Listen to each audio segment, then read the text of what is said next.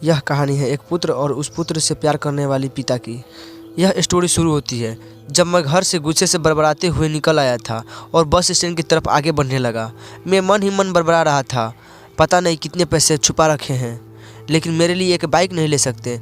अब मैं यहाँ से चला जाऊँगा और तब ही वापस आऊँगा जब तक मैं खुद के पैसों से एक बाइक नहीं ले लेता।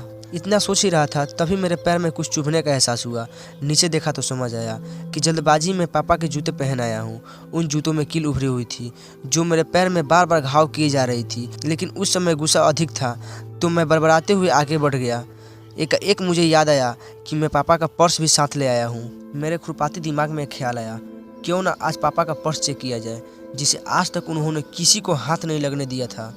पता नहीं कौन सा खजाना छुपा है इस पर्स में जो किसी को हाथ नहीं लगाने देते थे। जब मैंने पापा का वह पुराना पर्स खोलकर देखा तो उसमें पैसा तो नहीं मिले, लेकिन पैसों की जगह पर एक डायरी रखी हुई थी।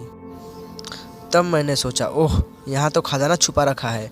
मैं समझ रहा था कि यहाँ पापा ने लिखा होगा कि किसी से कितने पैसे लेने हैं और किसको कितने पैसे दिए हैं, लेकिन मैं गलत था। जब मैंने उस छोटी सी डायरी का पहला पेज खोलकर देखा तो वहाँ जो लिखा था वह थोड़ा सीरियस कर देने वाला था। डायरी में जो लिखा था उसे पढ़ने के बाद मेरे चेहरे का जो एक्सप्रेशन थे वह गायब हो चुके थे, क्योंकि डायरी में वैसा कुछ नहीं था जैसा मैं सोच रहा था। वहाँ पर उन पैसों का हिसाब लिखा हुआ था जो अलग अलग कामों में अलग अलग लोगों से उधार लिए गए थे। उस लिस्ट में कंप्यूटर के नाम पर भी पैसे लिए गए थे। कुछ यूँ लिखा था, 50,000 बेटे के कंप्यूटर के लिए। यह वही कंप्यूटर था जिसे मैं आज तक यूज कर रहा था, लेकिन मुझे यह पता नहीं था उस कंप्यूटर को ख़रीदने के लिए पैसा कहाँ से आए थे, लेकिन आज पता चल रहा था। मुझे आज भी याद है जब मैंने पहली बार कैमरे के लिए जिद की थी, जो मेरे पापा मुझे 2 हफ्ते बाद मेरे बर्थडे गिफ्ट पर ला कर दिया था, जिसे देखकर मैं बहुत खुश हुआ था। और मुझे खुश देखकर मुझसे कहीं ज़्यादा खुश अगर कोई था तो वह थे मेरे पापा।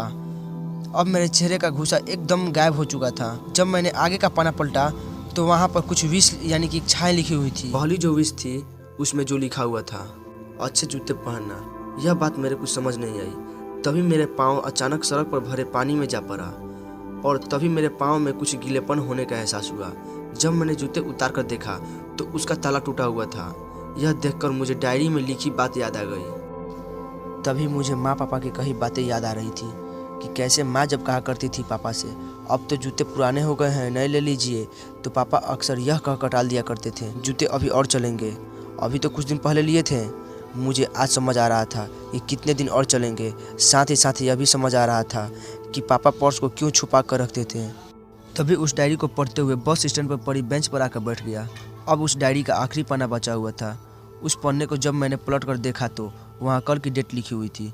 तारीख के नीचे लिखा हुआ था 50,000 रुपया बाइक के लिए। बस इतना पढ़ा और मेरा दिमाग सन्ने हो गया। अब मेरे मन में कोई शिकवा गिला नहीं बचा था, बस मेरे आंखों से आंसू चले जा रहे थे। मुझे आज तक नहीं पता तब मैं क्यों रोए जा रहा था। अब मैं जल्दी से घर की तरफ भागा, लेकिन जूतों की वह कील पाँव में अब तक घाव बनाने में कामयाब हो चुकी थी।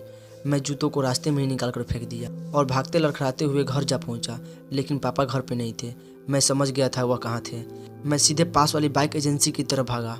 पता नहीं आज कहाँ से इतनी ताकत आ गई थी कि मैं भागते हुए थक नहीं रहा था, और वह भी बिना जूते के नंगे पैर। जैसे तैसे मैं बाइक एजेंसी पर पहुंचा। पापा वहीं थे। मैंने दौड़ कर पापा को गले लगा लिया और मेरे आंखों से आंसू रोकने का नाम नहीं ले रहे थे। पापा को समझ नहीं पा रहे थे आखिर हो क्या रहा है, मैं क्यों रो रहा हूँ। मैंने पापा से कहा, पापा मुझे मोटरसाइकिल नहीं चाहिए, आप अपने लिए जूते ले लीजिए। अब आज से मैं जो भी करूँगा अपने मेहनत और अपने बलबूते पर पढ़ कर करूँगा। दोस्तों, बस इतनी सी थी यह कहानी।